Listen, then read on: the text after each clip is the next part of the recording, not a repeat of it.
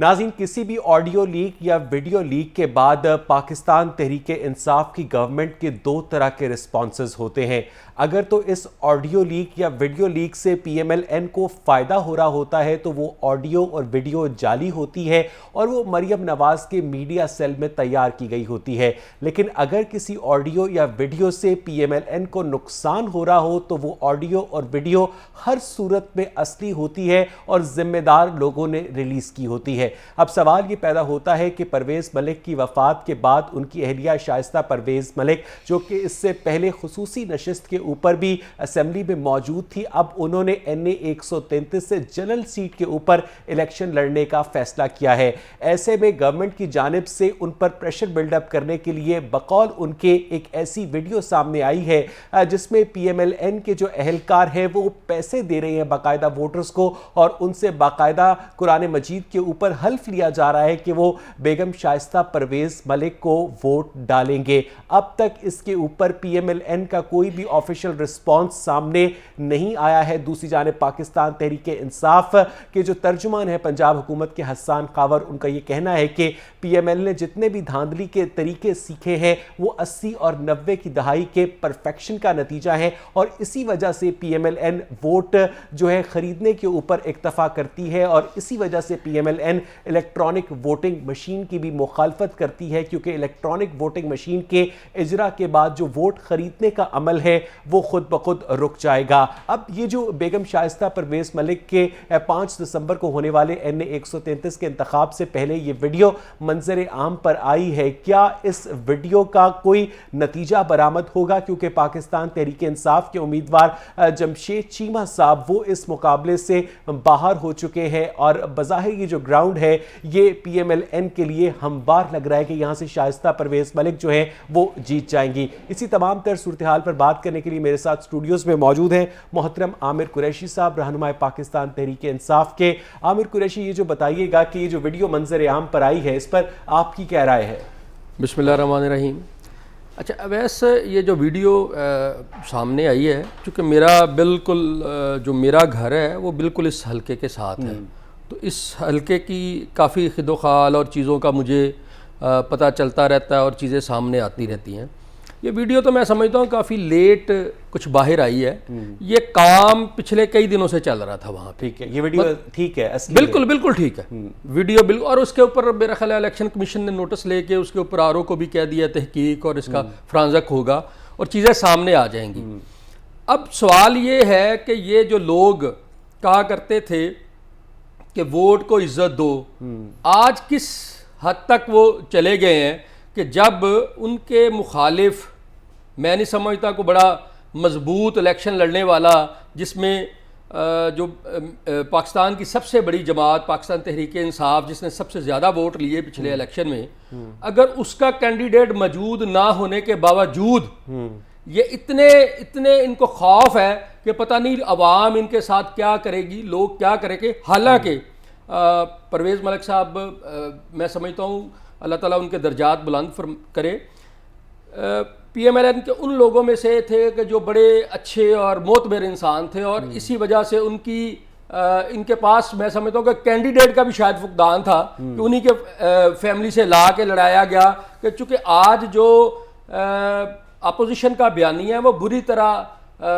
जो है सड़कों के। ठीक है आमिर कुरैशी, मुझे एक बात बताइएगा कि कुछ अरसे पहले सदर मुमलिकत आरिफ अलवी और वज़ीर आज़म इमरान खान जब अपोजिशन में थे तो उनकी एक ऑडियो वायरल हुई थी जिसमें आरिफ अलवी साहब इमरान खान को फ़ोन करके बता रहे हैं कि हमने PTV के दफ्तर के ऊपर कब्ज़ा कर लिया, जिस पर खान साहब रिस्पॉन्स दे रहे हैं कि इनके ऊपर प्रेशर बिल्डअप किया जाए ताकि मियाँ नवाज़ शरीफ रिज़ाइन करें। आपने वो ऑडियो सुनी है आमिर? अच्छा, मैंने बिल्कुल वो सुनी नहीं है। अच्छा, वो असली है या नकली? मेरी जरा गुजारिश सुनो ना। ऑडियो में और वीडियो में बहुत सारी चीज़ें मुख्तलिफ होती हैं। ये जो वीडियो आपके सामने आई है, अब ऐसे इसमें तो आप देखें ना बिल्कुल सामने, और मुझे मैं ये समझता हूँ कि इन लोगों को खौफे खुदा खत्म हो गया। मुझे आमिर कुरैशी बिल्कुल, सिर्फ ये बात समझनी है कि वो इस तरह की जो वीडियो जो है वो PMLN की मुखालफत में है, वो वीडियो असली है, जो ऑडियो PTI की मुखालफत में है वो ऑडियो जाली है।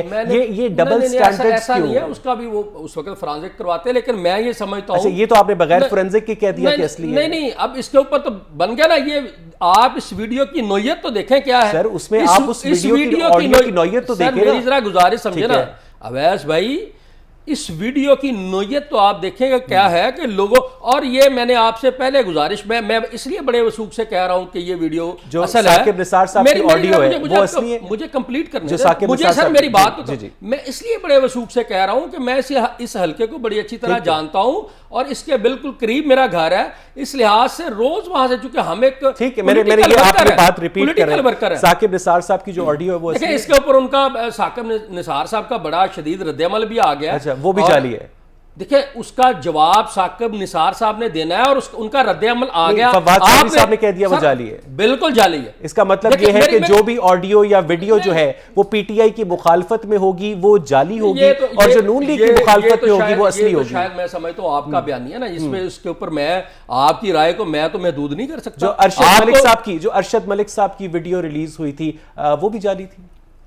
अब ऐसा मैंने आपको कहा ना, मैं उन वीडियोस के बारे में या इस तरह के कमेंट करने के बारे में इस लिहाज से, चूंकि जिस बंदे की वीडियो है, जिस बंदे की ऑडियो है, शायद उसी को उसके ऊपर बेहतर जवाब देना चाहिए कि उस हवाले से उनका क्या बयानिया इन दोनों ऑडियोस के ऊपर, वीडियोस के ऊपर वो बयानिया जो है। आप ये कह रहे हैं कि चूंकि आप इस हल्के के बहुत करीब आपकी रिहाइश है, आप इस हल्के के डायनेमिक्स को भी समझते हैं, उस वजह से आपने इस वीडियो के मंदरजात को दुरुस्त करार दिया। तो जो लोग पाकिस्तान में रहते हैं, जो पाकिस्तान की डायनेमिक्स को समझते हैं, वो भी कह रहे हैं कि साकिब निसार साहब की जो ऑडियो है उन डायनेमिक्स की रोशनी में दुरुस्त है। फोरेंसिक ना आपने करवाया है ना फोरेंसिक उन्होंने करवाया है। जो साकिब निसार साहब वाली बात है ना जी, उसमें तो बड़ा अजीबो गरीब किस्म का बहुत सारे और जगह पे मैंने भी देखा है कि वो बहुत सारी चीज़ें जोड़ के और तोड़ के उनकी एक जो तकरीर थी, इस तरह की एडिटिंग वीडियो में पॉसिबल नहीं होती। मैं ये कह रहा हूं कि इसका फोरेंसिक होगा, चीजें सामने इनकी आ जाएंगी, लेकिन मेरा जो अपना मैं पर्सनल पॉइंट ऑफ व्यू दे रहा हूं कि मैं इसको इसलिए बिल्कुल मनोमन हकीकत समझ रहा हूं कि मैं बिल्कुल। मुझे सिर्फ एक बात बताएं कि आपने अपनी गुफ्तगू में एक बहुत ही खूबसूरत सियासी एतराज उठाया कि जब जमशेद इकबाल चीमा साहब इस मैदान में इस रेस से बाहर हो गए कागजात नामजदगी मुस्तरद होने के बाद, उसके बाद बेगम शाइस्ता परवेज मलिक के मुखालिफ इस हल्के में ऐसा कोई उम्मीदवार नहीं है, सियासत का एक अदना सा तालिब इल्म भी जानता है, जो उन्हें शिकस्त दे सके। फिर उन्हें वोट के लिए पैसे देने की क्या जरूरत है? आमिर देखें, मैं ये समझता हूं कि अगर आप इसको सियासी पॉइंट ऑफ व्यू से देखें ना जी, अब मैं ये समझता हूं कि इनको पता नहीं क्या खौफ है और क्या, चूंकि अब जो इस अगर वीडियो के बाद अगर ये वीडियो ठीक है 100%, तो मैं ये समझता हूं कि जो 2018 का मेरे सवाल का जवाब मैं उसी मुखालिफ कोई है ही नहीं। मुखालिफ में देखे ना, पीपल्स पार्टी मौजूद है, TLP का भी मेरा ख्याल है वहां पे कैंडिडेट है, पीपल्स पार्टी वहां पे बहुत मेहनत कर रही है, उनके सारे लोग यहाँ पे मौजूद है और वो कोशिश कर रहे हैं, लेकिन उसके बावजूद अगर मजबूत कैंडिडेट होने के ना होने के बावजूद भी अगर इनको इतना खौफ है कि हमारे साथ पता नहीं इस हल्के में अवाम क्या करेगी, तो मेरा ख्याल है कि ये तो बड़ा एक लम्हा फिक्रिया है। डॉक्टर बजर इकबाल साहब ने हमें स्टूडियोज पे ज्वाइन किया, रहनुमा है PMLN के। डॉक्टर साहब क्या हाल चाल है? डॉक्टर साहब, आपके आने से पहले हम बात कर रहे थे उस वीडियो की जो कि मंजर आम पर आई है, बेगम शाइस्ता परवेज मलिक के हल्के NA 133 में जो PMLN के अहदेदार हैं वो कुरान मजीद पर हल्फ लेकर खवातीन वोटर्स में नोट तकसीम कर रहे हैं। क्या रिस्पॉन्स देंगे आप? मेरा ख्याल है इससे मज़का खेज़ जो है वीडियो कोई हो नहीं सकती कि इलेक्शन के उस स्टेज पे जहाँ पर इस तरह की कोई हथकंडे इस्तेमाल करने की ज़रूरत ही महसूस नहीं होती। और अभी तो 8-7 दिन पड़े हैं इलेक्शन को, और जो ग्राउंड रियलिटीज़ हैं वो अभी आप बयान कर रहे थे कि आपकी जो हैं शाइस्ता मलिक साहबा जो हैं वाहिद कैंडिडेट हैं PTI के जाने के बाद, और पीपल्स पार्टी भी वहाँ पर अपना पूरा एड़ी चोटी का जोर लगा रही है, लेकिन बादियों नज़र में जो अभी तक हालात हैं वो PMLN की ही फेवर में है। तो फिर इस वीडियो के सरफेस होने से फायदा तो पीपल्स पार्टी को हो रहा है ना? इसका मतलब है कि ये पीपल्स पार्टी ने जाली तौर पर प्लांट की है इस वीडियो में। जो लोग मंजर आम पर हैं, आप उन्हें पहचानते हैं? वो देखें, वो तो जब तहकीकात हो जाएंगी, उसमें इलेक्शन कमीशन ने प्रिजाइडिंग ऑफिसर जो हैं हमारे इस हल्के के, उन्होंने बड़ी सख्त ऑर्डर्स किए हैं, तो let the things come out. इससे पहले डिस्कशंस का मेरा नहीं ख्याल कि हम इतने बड़े क्लाबे मिलाते फिरें जैसे पीटीआई वाले मिला रहे हैं, या उसमें जो भी रिस्पॉन्सिबल हैं। मैं कहता हूं अगर पीएमएलएन के भी कोई बंदे रिस्पॉन्सिबल हैं, they should be punished accordingly. जो पीएमएलएन अगर हमारे बंदे हुए, और मैं नहीं जानता क्योंकि I don't belong to that constituency, और मेरे में भी ऐसी कोई बात नहीं आई, क्योंकि हमारी जो है वहाँ के हल्के के जो हमारे उम्मीदवार हैं, देखिए एक जीतने वाले कैंडिडेट की आप शायद इलेक्शन लड़े नहीं, हम तो रोज़ इस प्रोसेस में से गुजरते हैं। 79 से मेरा ख्याल कोई ऐसा इलेक्शन नहीं, डिस्ट्रिक्ट काउंसिल का, प्रोविंशियल असेंबली का, नेशनल असेंबली का, जिसकी चक्की में से हम ना पिसे हों। मुझे एक बात बताएं कि जीतने वाले कैंडिडेट की हत्तुल इम्कान कोशिश ये होती है कि किसी भी पोलिंग स्टेशन पे इतना सा भी रखना ना आए, कोई लड़ाई ना हो, कोई इंसिडेंट ना हो, क्योंकि उसकी जीत सारी उस पर डिपेंड कर रही होती है। हम जब जीत रहे होते हैं तो हमारी तो ये कोशिश होती है कि कहीं पे हमारे से हल्की फुल्की ज्यादती भी हो रही है तो हम उसे बर्दाश्त करें। फिर ये देखें ना क्या तमाशा है कि 2000 रुपए पे तो मेरा ख्याल है आजकल कोई अपना बंदा जुबानी हाँ करने पे भी तैयार ना हो। पीटीआई की महंगाई के दौर में और उस पे आप कुरान जीत पे हाथ रखवा रहे हैं। मैं समझता हूं कि ये जाली है, जिसने ये झूठ बोला है, ये एक्टर्स हैं सारे, के कोई पाँव नहीं होते। डॉक्टर साहब ये जाली वीडियो है, सारे एक्टर्स पकड़ा जाता है, ये जाली वीडियो है, सारे एक्टर्स हैं। हम तो इसके बिल्कुल हक में है कि इसकी बेलाग तहकीकात हो, ठीक है, जो बंदे भी रिस्पॉन्सिबल हो उनको करार वाकई सजा दी जाए और जमहूरियत मैं वापस आपके पास आता हूं। असलम गिल साहब मेरे साथ इस वक्त टेलीफोन लाइन पर मौजूद है, रहनुमा पाकिस्तान पीपल्स पार्टी के। असलम गिल साहब, आपको मेरी आवाज आ रही है? जी आ रही है। असलम गिल साहब, ये जो बेगम शाइस्ता परवेज मलिक के हलके के अंदर पीएमएलएन के ओहदेदार वोटर्स में नोट तकसीम कर रहे हैं, कुरान मजीद पर हल्फ ले रहे हैं, ये वीडियो जो है इस वक्त सियासत का, लाहौर की सियासत का, मुल्क की सियासत का मौजूद बहस बनी हुई है। आपकी क्या राय है इस वीडियो के बारे में? असलम गिल साहब, क्या ये असली हो सकती है? देखिए, मैं आपसे बात करता हूँ, जो पार्टिसिपेंट हैं मुझे जरा बता देंगे। मेरे साथ स्टूडियोज में असलम साहब डॉक्टर मजहर इकबाल मोहतरम मौजूद हैं, पीएमएलएन को रिप्रेजेंट करते हैं, और मोहतरम आमिर कुरैशी साहब मौजूद हैं जो कि पाकिस्तान तहरीक इंसाफ को रिप्रेजेंट कर रहे हैं। असलम गिल साहब। अच्छा जनाब, गुजारिश ये है, पहली बात तो मैं ये आपको बता दूं, मुझे नहीं पता चूंकि मैं लेट, अभी आपने मुझे लिया, मेरे दोस्त ने क्या कहा क्या नहीं कहा, मगर मैं इससे ये गुजारिश करना चाहता हूँ कि हम पुरअमन इलेक्शन लड़ रहे हैं।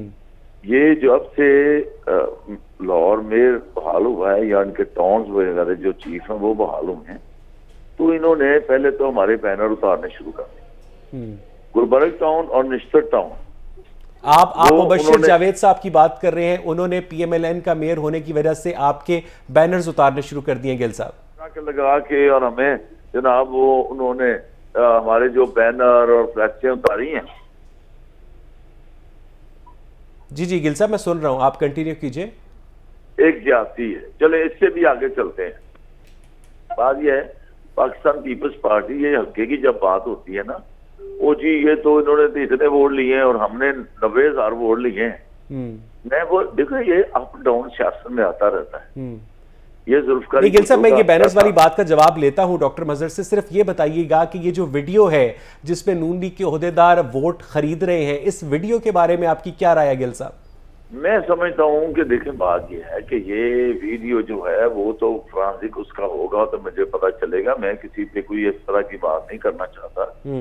बात ये है कि कुरान पाक पे हलफ लेकर ये जो है ये बड़े पवित्र बने हुए हैं, बड़े जनाबली, ये साफ गो हैं, ये तो बड़े शरीफ हैं, ये तो इनका वतीरा तो ये है कि ये इनकी खरीदो फरोख्त शुरू ही मुस्लिम नून ने की थी, चाहे वो चांगा मांगा हो, एमपीए की खरीदो फरोख्त हो, या उसके बाद सियासत में इलेक्शन में जो आज इतना महंगा इलेक्शन है, वो पैसे देने और खरीदो फरोख्त जो करनी है वो तो गिल साहब जरा यहाँ पर तवक्कुफ कीजिएगा। आमिर कुरैशी साहब, ये आपकी बारी है, आपकी इजाजत से मैं वापस आपके पास आऊंगा। डॉक्टर साहब, ये जो एलिगेशन आयद किया गया है गिल साहब की जानिब से कि जो नून लीग के बहाल होने वाले mayor colonel retired Mubashshir Javed साहब हैं, वो पाकिस्तान पीपल्स पार्टी के बैनर्स लगा रहे हैं, क्या ये बात दुरुस्त है डॉक्टर साहब?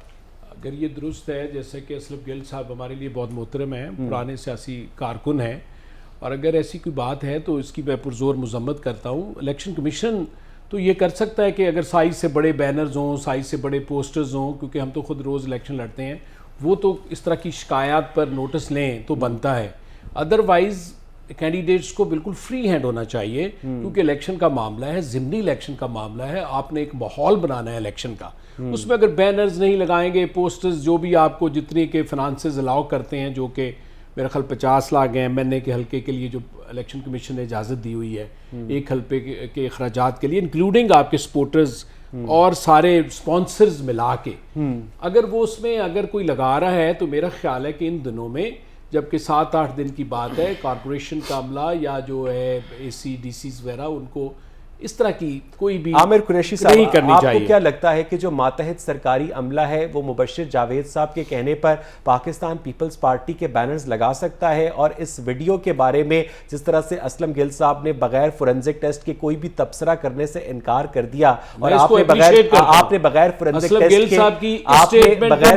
टेस्ट के आमिर कुरैशी साहब उस वीडियो को असली करार दे दिया, दोनों बातों पर जरा कमेंट कर दीजिएगा। वैसे उसमें जो मैंने भी पहले बात की है ना, मैंने बात आपसे गुजारिश ये है कि असल हकायक तो सामने आएंगे फोरेंसिक के बाद, एब्सोल्युटली, ठीक है जी। लेकिन मैंने आपको ये कहा था, गट फीलिंग बताइए। हाँ जी, कि मेरा चूंकि घर बिल्कुल पास है और मुझे उस हल्के का थोड़े से खिदो खाल का पता है, और ये हल्के से बहुत सारी आवाज़ें आ रही हैं। मैंने पर्सनली किसी को नहीं देखा, लेकिन ये दोनों जमातों के बारे में आ रही है। गिल साहब हमारे मोहतरम है, लेकिन माजरत के साथ ये दोनों जमातों की तरफ से आवाजें आ रही हैं। आमिर कुरैशी साहब, अगर डॉक्टर मजहर इकबाल की बात तस्लीम कर ली जाए कि ये वीडियो जाली है, तो इसका मतलब ये है कि बाकायदा एक PMLN की पैनाफ्लेक्स के साथ सेट लगाया गया, उसके लिए एक्टर्स हायर किए गए, उसके लिए वोटर्स हायर किए गए, उसके बाद एक कैमरा रखा गया, फिर उसको प्लेस किया गया। लेकिन हर काम का कोई ना कोई मकसद होता है। PMLN को क्या सियासी फायदा था कि जब उसके आगे दूर दूर तक कोई सियासी हरीफ नहीं है, तो वो उस तरह से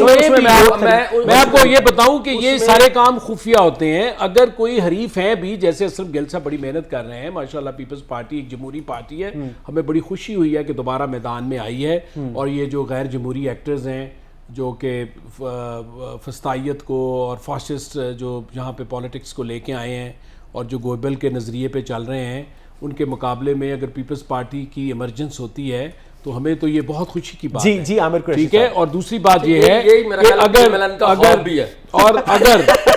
अगर खौफ भी है कि शायद उसमें कोई हिस्सा अगर लाहौर में कोई एक आधी सीट का दोबारा पीपल्स पार्टी का ना पड़ जाए, तो मेरा ख्याल है कि ये खाइफ है पीपल्स पार्टी से, और ये उनकी भी बड़ी मेहनत है। मैंने पहले आपसे, गिल साहब के आने से पहले भी आपसे गुजारिश की कि इसमें पीपल्स पार्टी के लोग, सारे लोग यहाँ पे मौजूद हैं। इसके ऊपर मेरा ख्याल है राजा परवेज अशरफ साहब को नोटिस भी उसने इलेक्शन कमीशन ने किया। ठीक है, उनकी पार्टी सिर्फ एक बात का जवाब कि PMLN को फायदा क्या था? ये फायदा नहीं है बेसिकली, अगर मैं समझता हूं, मैं आपको बताऊं सर, वहां पे अब अगर आप बात कर रहे हैं, मैंने पहले गुजारिश की है, सोशल मीडिया पे आप देखें, वहां पे ID कार्ड देने वालों की लाइनें भी नजर आ रही हैं कि बाहर एक गेट के बाहर लाइनें लगी हैं। सेट अगर लगा होगा तो अंदर लगा होगा, बाहर जहां पे बड़े बड़े फ्लैक्सेस लगे हुए हैं, सारा कुछ लगा हुआ है, वो तो रोजे रोशन की तरह। असलम गिल साहब, आपको मेरी आवाज आ रही है? गिल साहब, आप मुझे सिर्फ इस बात का बता दें कि क्या 2000 रुपए में ID कार्ड देने वालों की लाइनें लग जाएंगी इस दौर में और इस हालात में? जी और ओपन, और सेकेंडली मैं समझता हूं अगर इस चीज को कोई फैब्रिकेट करके किसी ने अगर इम्प्लांट किया है, तो स्वाय PTI के मुझे किसी पे कोई शक नहीं है कि they want to make this election a controversial one. They want to sabotage this whole process of election over in the constituency. बात ये है कि हम तो पैसे देने से रहे, पाकिस्तान पीपल्स पार्टी का ये वतीरा ही नहीं है। पीपल्स पार्टी के पास पैसे कहाँ से आए? मैं एक पॉलिटिकल वर्कर हूँ, जिंदगी जो है 77 से सजाएं, कोड़े, शाही किलो में चलता चलता मैं यहाँ तक पहुंचा हूँ। मेरा कोई पैसे देना और ये करना वो करना हम तो काबिल नफरत समझते हैं। गिल साहब बड़ी अच्छी बात की है कि एक सेकंड आमिर साहब रुक जाए। गिल साहब, मुझे ये बताइएगा कि पिछले दिनों एक सर्वे आया था NA 133 में इलेक्शन से पहले, जिस सर्वे में पहले नंबर पर PMLN थी, दूसरे नंबर पर PTI थी, PTI बाहर हो गई, तीसरे नंबर पर TLP थी, चौथे नंबर पर पाकिस्तान पीपल्स पार्टी थी। तो आपके ख्याल में पाकिस्तान पीपल्स पार्टी किसी किस्म का थ्रेट हो सकती है NA 133 में PMLN के लिए, बेगम शाइस्ता परवेज मलिक के लिए? गिल साहब, मेरी बात सुने, मैंने जैसे कहा है कि ये सारे हालात एक जैसे नहीं होते, सियासी हालात बदलते हैं। और अब इस हल्के में एक मुनज़्ज़म मुहिम चल रही है पीपल्स पार्टी की, और सारे इस हल्के के अंदर जो मूवमेंट बनी हुई है, जिस तरह हमने इसको क्रिटिसाइज किया है, और मैं इंशाल्लाह जीतने की तरफ जा रहा हूँ अल्लाह के फजल करम से, क्योंकि ये साहबान जो है ये डॉक्टर साहब इस हल्के के रहने वाले नहीं हैं। इनको नहीं पता कि इस हल्के में किस तरह की मूवमेंट चल रही है। यहाँ पे ये मेरे जो मुखालिफ हैं, गिल साहब एक छोटी सी बात, गिल साहब wish you best of luck, Gill साहब wish you best of luck. लेकिन ये बताइएगा कि जो परवेज मलिक साहब की वफात के बाद जो सिंपैथी वोट का फैक्टर है, जो हमदर्दी का वोट है, क्या उसका फायदा नहीं होगा आपकी मुखालिफ उम्मीदवार को? गिल साहब सर मुझे बात करने दे, पूरी मुकम्मल करने दे। मैं कहता हूँ जिस तरह हमने मुहिम चला रही है, हमारे 20 जलसे हो चुके हैं, कई कॉर्नर मीटिंग्स हो चुकी हैं। अल्लाह के फजल करम से ये हमारी अल्लाह मदद कर रहा है हर जगह। हमारी मूवमेंट तो देखें, अब वो मूवमेंट की वजह से पहले तो इनको मुस्लिम नूर वालों को बड़ा गुरूर था, इनकी गर्दन में सरिया था, और जी हमारे 90,000 वोट। जनाब बात यह है, किसी की पॉकेट में वोट नहीं होते, वोट कोई संभाल के किसी दरबे के नीचे नहीं रखता। ये वोट अब इनके पास नहीं होंगे। जब इनको शिकस्त नजर आ गई तो फिर ये मूवी, ये पैसे बांटने, कुरान पाक पे हलफ लेना, मैं समझे काबिल शर्म बात। तो कम से कम ये मूवी PMLN खुद तो नहीं बनाकर लीक कर सकती ना गिल साहब? ये यकीनन PMLN के मुखालिफिन ने की है लीक, और इस हल्के में इस मूवी के यानी इस फिल्म के सामने आने के बाद सबसे ज्यादा फायदा तो आपको हो रहा है ना गिल साहब? तो आपने तो नहीं बनवाई है? देखो मैं समझता हूँ कि ये जो वीडियो इनकी चलती रहती है, ये तो अब पाकिस्तान मुस्लिम लीग नून नहीं है, ये तो बन गई है जनाबे वाला ये जो वीडियो लीग बन गई है, नून लीग नहीं वीडियो लीग बन गई है। आए दिन ये वीडियो निकालते हैं, आए दिन ये वीडियो निकालते रहते हैं, आए दिन ये वीडियो। यार फ्रीडम फरोख्त का इनका पुराना वतीरा है। मैं समझता हूँ कि अब हम जीत रहे हैं, हम जीतेंगे। अब मैं नहीं समझता कि इनको तहम्मुल से इलेक्शन लड़ना चाहिए, पैसे गाड़ने बटाने से इनको ग्रेज करना चाहिए। इस हल्के में इंशाअल्लाह इस वक्त पंजाब में पीपल्स पार्टी की कितनी नशिस्तें हैं कौमी असेंबली में जनरल सीट के ऊपर? जमात ने इसको नज़म किया है इस इलेक्शन को। गिल साहब इस वक्त पंजाब में कौमी असेंबली की कितनी नशिस्तें हैं पाकिस्तान पीपल्स पार्टी के पास?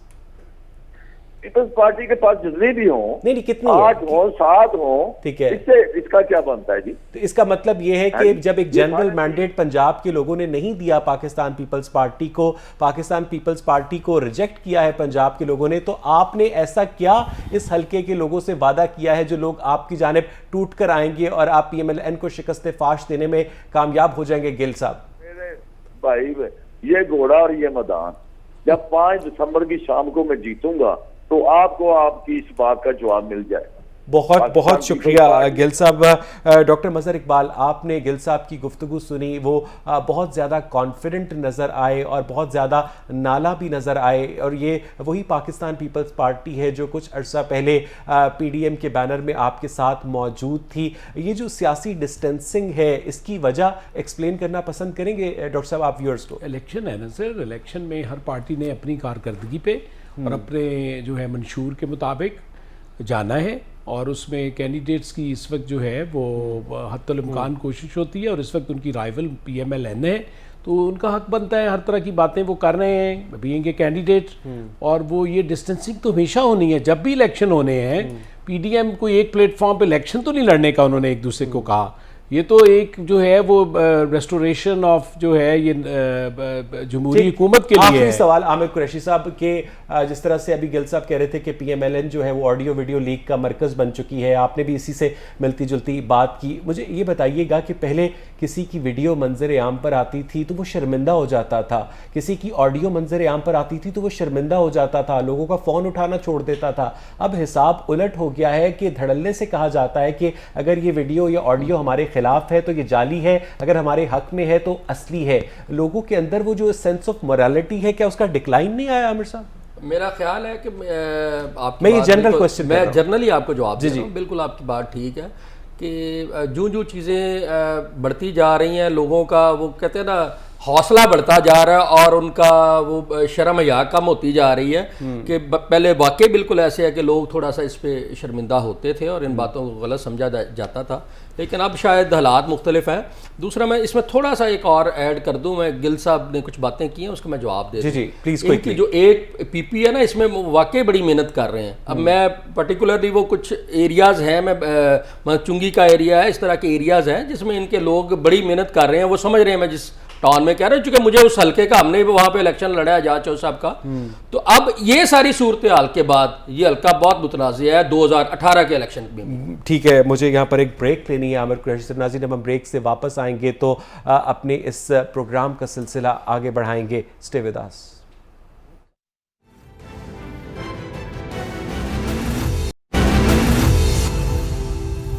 नाज़रीन, इस वक्त दुनिया कोरोना वायरस के 5वें बड़े वेरिएंट ओमिक्रॉन से डरी हुई है। इस ओमिक्रॉन वेरिएंट को सबसे पहले जनूबी अफ्रीका में डिटेक्ट किया गया और अब ये ओमिक्रॉन का जो वेरिएंट है वो इस वक्त दुनिया के मुख्तलिफ ममालिक, जिनमें सिंगापुर शामिल है, जिनमें बेल्जियम शामिल है, हॉलैंड शामिल है, इवन इंडिया तक में भी इसके केसेस रिपोर्ट हो चुके हैं। अब तक पाकिस्तान में इसका कोई केस रिपोर्ट नहीं हुआ है, लेकिन आज NCOC के सरबरा असद उमर साहब ने इस खदशे का इजहार किया कि जल्द या बदीर ये भी पाकिस्तान के अंदर आएगा और इस वेरिएंट से निपटने का सबसे अहम और मौसर हथियार जो है वो वैक्सीनेशन है। अभी भी ज़्यादा से ज़्यादा लोगों को वैक्सीनेशन अपने आप को लगवानी चाहिए। इसी मामले पर बात करने के लिए डॉक्टर जावेद अकरम साहब हमारे साथ मौजूद हैं, सीनियर फिजिशियन हैं। डॉक्टर साहब, ये बताइएगा कि जो कोरोना वायरस का जो ओमिक्रॉन वेरिएंट है ये पिछले वेरिएंट से कितना ज़्यादा ख़तरनाक है, इसकी अलामात क्या है, और अगर मेरी या आपकी वैक्सीनेशन हुई है तो क्या हमारा सर्वाइवल चांस ज़्यादा है इस वेरिएंट के खिलाफ? डॉक्टर साहब बहुत शुक्रिया जी।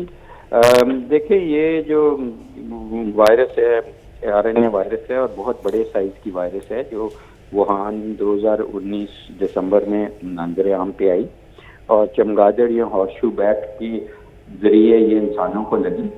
तो इसलिए इसकी म्यूटेटिंग पोजीशन बहुत ज़्यादा है, 39,000 है।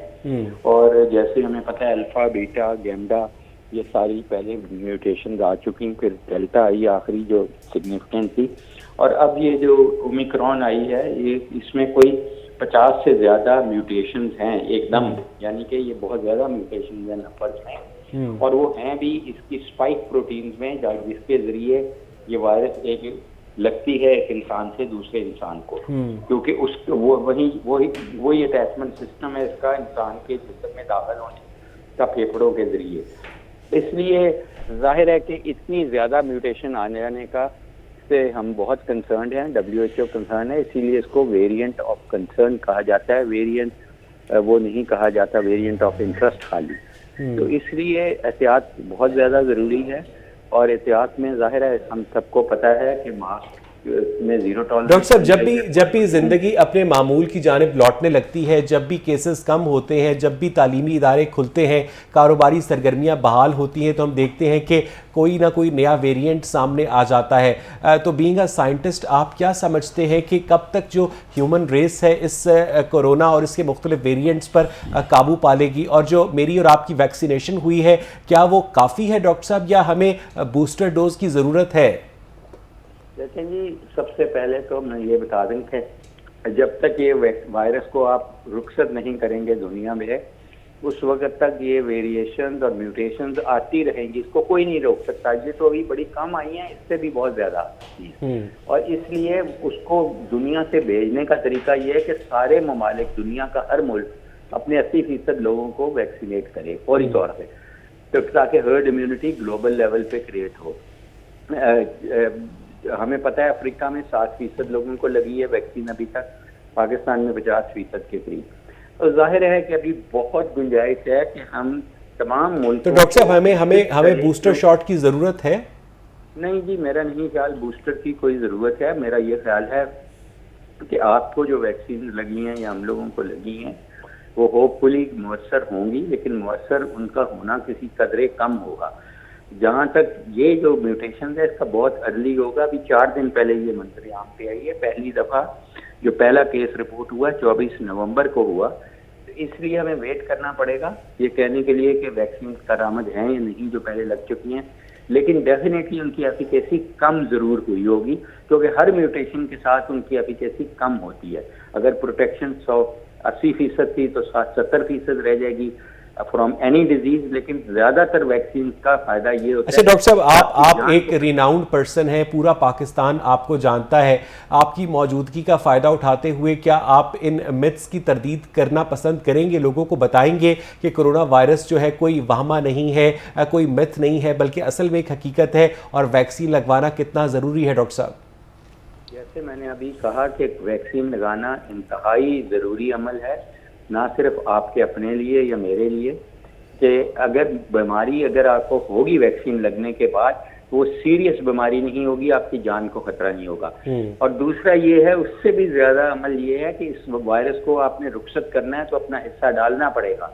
अगर आप वैक्सीन में, हम हमेशा कहते हैं nobody safe unless everybody safe, तो हमें तमाम इंसानों को जहाँ भी वो रहते हैं दुनिया में उनको वैक्सीनेट करना होगा ताकि इस बीमारी को हम वापस भेज सकें। वरना ये जब भी आप रिज्यूम करेंगे अपनी एक्टिविटीज, बिजनेसेस, स्कूल, कॉलेजेस, ये वापस आपको अटैक करेगी और शक्ल बदल। वैसे डॉक्टर साहब, कोरोना वायरस के डेल्टा वेरिएंट के बारे में कहा जा रहा था कि उसको पीसीआर टेस्ट में भी बहुत मुश्किल से डिटेक्ट किया जाता है, तो ये जो वेरिएंट है ओमिक्रॉन वेरिएंट, इसकी डिटेक्शन जो है जो नॉर्मल डायग्नोस्टिक टूल्स हैं उनसे पॉसिबल है? डॉक्टर साहब जी बिल्कुल है, हमें ये भी पता है, इसका जो 4 दिनों में पता चला है कि इसमें जो एस जीनोम है उसको वो नहीं होता, डेल्टा में वो एस जीनोम होता था।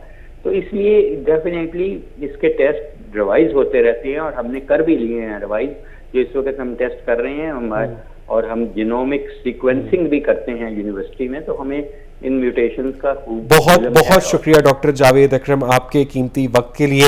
मैं डॉक्टर मजहर इकबाल, यहाँ पर जो कोरोना वायरस के हवाले से बात हो रही है, तो जो recently auditor general of Pakistan की रिपोर्ट आई है जिसमें 40 अरब रुपए की खुर्द-बुर्द की गई है गवर्नमेंट के इदारों की जानिब से जो कोरोना फंड्स की मैनेजमेंट है, आप समझते हैं कि ये इशू जो है वो पाकिस्तान तहरीक इंसाफ के लिए इतना बायसे फ़ख्र नहीं है? डॉक्टर साहब देखिए, मैं तो शुरू से ही पंजाब असम्बली के जो है फोरम पर कई दफ़ा ये क्वेश्चन कर चुका हूँ कि इसका कोरोना फंड्स का ऑडिट करवाया जाए, क्योंकि इस पर बहुत ज़्यादा एम्बेसलमेंट है।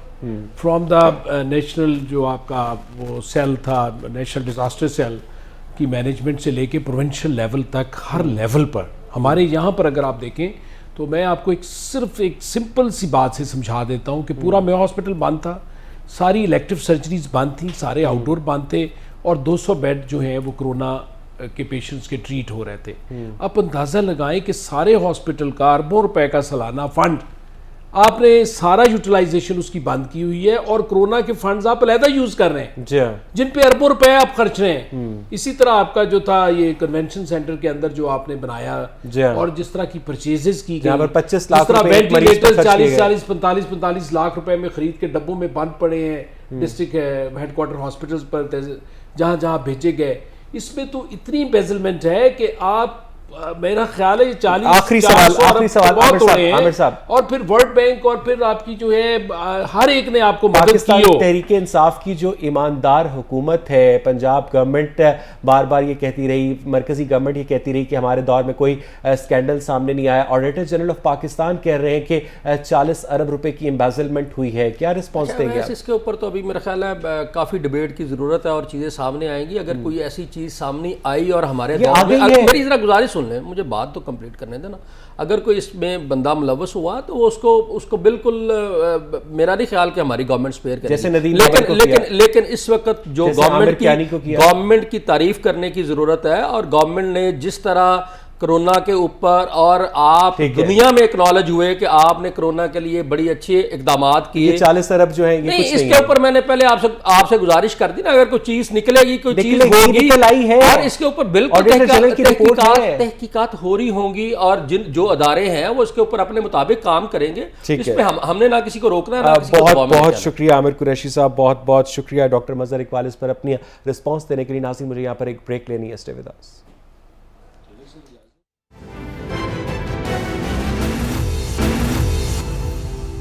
वेलकम बैक नाज़रीन। प्रोग्राम के आखिरी हिस्से में मुझे आपसे सियासत पर बात नहीं करनी, मुझे आपसे कोरोना पर बात नहीं करनी। प्रोग्राम के इस हिस्से में मैं आपसे एक ऐसी किताब का, एक ऐसे अजीमुल शान नावल का तारुफ करवाना चाहता हूं जो 1963 में अब्दुल्ला हुसैन की जानिब से पब्लिश किया गया, जिसका नाम था उदास नस्लें, और जिसने पाकिस्तान के अंदर अदब की तारीख को, पाकिस्तान के अंदर नावल निगारी की तारीख को इस हद तक मुतासर किया कि आज तक इस नावल के दर्जनों एडिशन शाया हो चुके हैं। और 1999 के अंदर असगर नदीम सैयद साहब ने इसका जो अंग्रेजी तर्जुमा था द वेरी जनरेशंस के नाम से किया।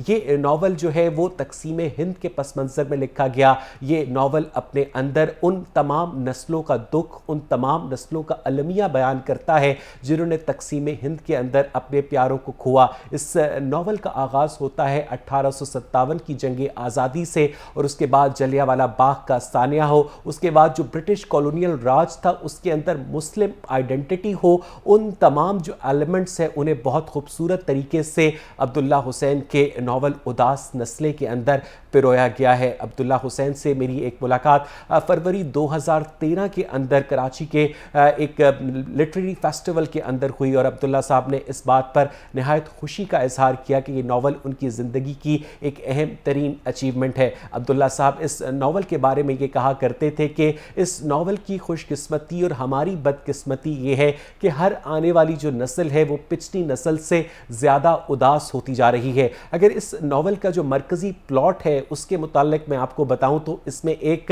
नवाब की बेटी होती है और वो एक किसान के बेटे से शादी करना चाहती है, और उस ज़माने में जब ज़ात पात की कदगनें जो कि इंडिया के जो फ्यूडल समाज के अंदर बहुत ज़्यादा मुस्तहकम है, ऐसे में ये शादी करना पॉसिबल नहीं है। किस तरह से उस नवाब की बेटी ने उस किसान के बेटे को अपनी मोहब्बत से जीता, किस तरह से उस नवाब की बेटी ने अपनी मोहब्बत को पाने के लिए अपनी इर्द गिर्द पेश की जो कुर्बानियां हैं वो दी, वो सारे इस नावल का मरकज़ी ख्याल है। और यकीनन पाकिस्तान की जो नौजवान नस्ल है वो जब तक इस किताब को पढ़ती रहेगी तब तक ये किताब जिंदा रहेगी, क्योंकि मुस्तंसर हुसैन तारड़ का ये कहना है कि जो अब्दुल्ला हुसैन का उदास नस्लें हैं ये अपने अंदर पाकिस्तान की तारीख का पहला बड़ा नावल है। इससे पहले अजीज़ अहमद की जानिब से लिखा गया, इससे पहले जितने भी तकसीम हिंद से पहले के राइटर्स थे, लेकिन पाकिस्तान के अंदर एक सीमेंट फैक्ट्री में केमिस्ट के तौर पर मोहम्मद खान, जो कि बाद में अब्दुल्ला हुसैन के नाम से मशहूर हुए, उन्होंने 6 साल के अरसे में ये नावल लिखकर अपने आप को उर्दू अदब में हमेशा हमेशा के लिए अमर कर लिया। आज का प्रोग्राम देखने के लिए शुक्रिया।